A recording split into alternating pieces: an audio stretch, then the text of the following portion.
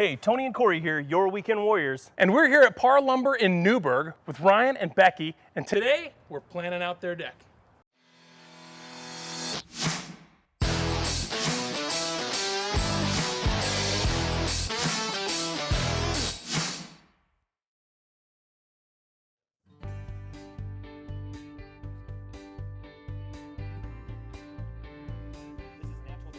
Yeah.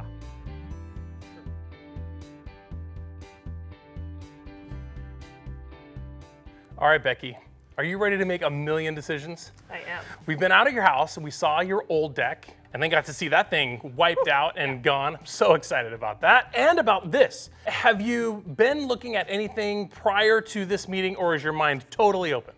We did a lot of research and looked around, and we absolutely are locked in on Trex decking. Trex decking, okay, good. Well, that's gonna make our job pretty easy. The first thing I really wanna talk about is the actual design of your deck. There's a few ways that it can be laid out. How do you imagine seeing it? Well, we love to entertain, so our deck is pretty long. It's about 48 feet long, so I really just want to maximize space. So we're going to keep it rectangular at the top portion with the stairs that lead down to our lower yard. Decking comes in 3 different lengths, 12s, 16s, and 20s. And you've got a 48-foot deck, so you're going to have multiple boards running down the deck, and they're going to run parallel to the house. How do you imagine the seams where 2 boards come together? Well, being a planner, I've already laid out kind of how I want to entertain the space. So I have different furniture plots, so I would like to break up the deck in different areas so it's not just all the same boards running all the way down. I think that'd look too busy. No, yeah, I totally get that. And so here's what's cool. We have these things we call breaker boards, right? And then you can take a specific length, like a 16 or a 12, and run that whole section all in the same length, and then run boards around that, sort of boxing it off, just like what we're seeing here. Okay. You have seams, but they so look intentional. Here's another thing. Around the outside of your deck, we have fascia board. And a lot of times people will get a fascia board that is an accented color or something that's a little bit different. Have you given any thought to what you thought your color might look like or what your color scheme might be? Well, I think the big thing to me is curb appeal. So you can see our deck fully from the street below us. So I really want to make sure it's fairly clean. I'm a pretty minimalist person, so I want to make sure that it's seamless and just shows up really well. So I think I'd actually probably go same color.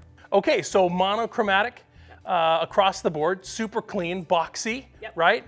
We've got marching orders. Now we need to decide what color of decking you want to work with. Okay. So let's go take a look at that product specifically. Let's go. So here's all of the colors, and I know this can be super daunting, but the cool thing is you can just grab some samples, take them home, look at them and decide what you want to do, but we do need to choose something from here in order to move forward. Is there a price difference between these, or are they all the same price? No, there is price differences. There's really sort of a good, better, best scenario going on here. Can you walk me through the differences of good, better, best? Yep, absolutely. So down here, we've got Trex Enhance. The Trex Enhance product is the least expensive of the 3 lines. And it has sort of a unique look when you look at it. It's extruded on the back, and it's a little bit thinner, but it has the same warranty as the other 2 lines. And there's several colors there to choose from. In the middle of the road, we've got Trex Select, more solid colors, very classic colors, and it is a solid board all the way through. Again, same warranty, but a little bit more expensive. Got it. And the top one, of course, is the Transcend product. Lots of color variation, solid product, a little bit more expensive, but tends to be the most popular of the 3 designs. I can imagine. Okay, I think I might take these home and try these out. All right, those look like 3 good choices. It's definitely going to look good with the color of your house too, I think. Yes, absolutely. Now, lighting is an accessory that not everybody has to have, but you did say you're a bit of a partier. A little bit. So you entertain a lot on your deck, and it's big. Yep. Do you have a lot of lighting on the outside of the house right there? We don't, and we actually have a lot of windows on the back of our house, and the light from the house actually can make our deck feel even darker. Yeah, it kind of shadows the deck, the light coming through the windows. So there's definitely an opportunity to get some lighting on the surface of your deck. These are really cool. As you can see, they're totally flush to the surface. And LED, so they last forever. They're not expensive to run. You can leave the lights on. You can have the lights on every night. Another one of the light options is on the riser. So if you wanted lights going up your stairs, I know you have stairs. Yeah, I'd love to know all the options. I didn't even know that you could do this, so I want to look at this, and then, but definitely would love cap lighting and to make sure that it lights up well. How about size? Big, small, Ooh, I think smaller? I need to smaller. Smaller yet? I think we've got some options over here to look at. Great. How about that one? Oh, that's perfect, and I actually love these as well. All right, Ryan, Tony and Becky went over some of the design aspects of the deck, but I want to talk a little bit more about the more technical things. The fasteners are a pretty important decision that need to be made. Yeah, actually the deck that we demoed had nails in it, had screws in it. It actually looked pretty terrible from the surface, and it was an eyesore as well as a tripping hazard over the years as the screws started to come up. Yeah. So the fewest amount of holes in the surface of the deck that are visible would be better. This deck right here is done with hidden fasteners. You can see you can't see anything in the field. They employ this little clip made by Trex that fits into a groove just like that and gets fastened directly straight down to the joist. Okay. Trex comes in two different versions. There's a square edge and there's a grooved edge.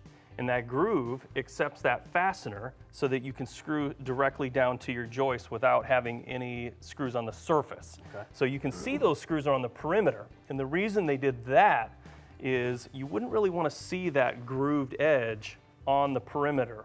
So you would use a square edge board and just use the color match screws. So that's definitely the way to go if you don't want to see any fasteners. Some of the hidden fasteners out there fasten at an angle.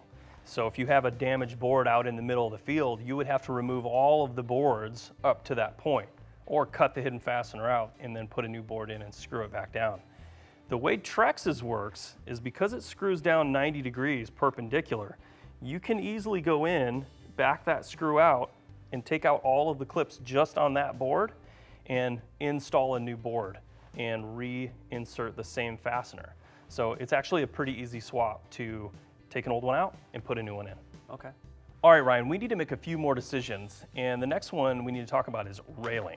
This first railing section here is their Trex Transcend railing, and it's a composite. So your top rail, your bottom rail, and your post sleeves are all made out of composite. It's quite a bit different from their signature railing, which is aluminum. The biggest difference, though, is that these post sleeves are actually over PT posts, 4x4s, that come up through the framing, and then these slide over the top. The nice part about this system is you can have almost any rail color combination. You can choose white with black posts, brown, you kind of commingle and mix whatever you think looks good. The other one is Trex Signature. Now this one is rod rail. I really like this rail system. It's aluminum, 100% aluminum, powder coated. The posts are very sturdy. I would highly recommend going with this setup here. This is really nice. I would really love to have this on my deck. This is the one? This right here, this is the one. This is it. Well, before you make that decision, maybe you should see the other section here. This is the same system with the same top and bottom. It's all aluminum, but it comes in a vertical picket. Okay, and this is going to be a similar price point? Actually, it's less expensive for the vertical picket than the rod rail. Does it only come in black? No, it actually comes in black, bronze, and white. So you can have that choice depending on what looks good at your house. Got it, yeah. I actually preferred black. I like a little more industrial, clean look. Yeah. All right, Ryan, the last decision that you need to make is about the Trex Rain Escapes. It's a system that goes on underneath the decking, but over the joists. So is that something you think you'd want to be interested in? Yeah, absolutely. Well, take this brochure, and it's something to think about before you place your order, but I would definitely recommend it. All right, Becky and Ryan, I hope you guys got to see all the Trex stuff you needed to see to make an informed decision and get some material ordered. The next time we see you guys, they'll be framing your new deck. Thank you so much for watching. I hope this video has been informative for you. If you have any questions or comments, you can leave those down below, or you can always stop into any Par Lumber in the Pacific Northwest. We'll see you next time.